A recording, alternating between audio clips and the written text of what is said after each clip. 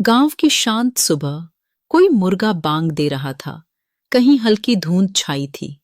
उसी माहौल में एक लड़की थी, रूपा, जो रोज किसी भी लड़के से पहले उठ जाती थी। सबसे पहले वह अपना घर आंगन साफ करती, झाड़ू लगाती, पानी छिड़कती और फिर रसोई में जाकर सबके लिए गरम चाय बनाती। घर का हर छोटा मोटा काम निपटाने के बाद वह जल्दी से अपना दुपट्टा कसकर सिर पर बांधती और खेत की तरफ चल देती। लेकिन रूपा की खासियत सिर्फ मेहनत नहीं थी। वह पूरे गांव में ट्रैक्टर चलाने वाली पहली लड़की थी। लोग पहले हैरान होते, कुछ ताने भी देते, लड़की होकर ट्रैक्टर। लेकिन रूपा की मुस्कान और हिम्मत उन सबको जवाब दे देती थी। जैसे ही वह खेत में पहुंचती, वह बड़े आत्मविश्वास से ट्रैक्टर पर चढ़ जाती।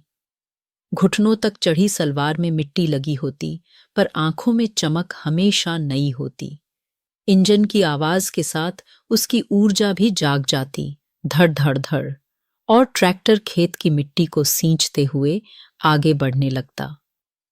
रूपा को ये काम सिर्फ रोजगार नहीं था, यह उसका गर्व था।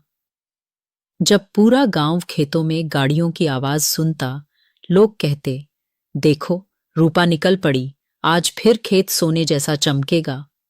ट्रैक्टर चलाते हुए हवा उसके चेहरे को छूती, कपड़े लहराते और सूरज की किरणें उसे किसी योद्धा जैसा रूप दे देती। हल की गहराई, मिट्टी की खुशबू और खेतों की लय, सब कुछ उसे अपना लगता था। काम के दौरान कई बार हाथ दर्द करता, धूप तीखी पड़ती, मगर रूपा कभी नहीं रुकती। उसके लिए खेत सिर्फ जमीन नहीं थे, वे उसके सपनों की राह थे। हर फेरा पूरा करने पर उसे लगता जैसे उसने जीवन में एक और जीत हासिल कर ली। शाम को जब वह ट्रैक्टर वापस खड़ा करती, गांव के लोग उसे गर्व से देखते।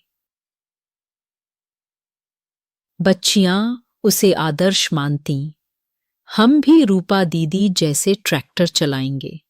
और रूपा मुस्कुराती हुई कहती, मेहनत में फर्क नहीं होता। मेहनत लड़का करे या लड़की, फसल एक जैसी ही उगती है। उसकी ये बात पूरे गांव में फैल गई और रूपा गांव की नहीं, बल्कि मेहनत की नई पहचान बन गई।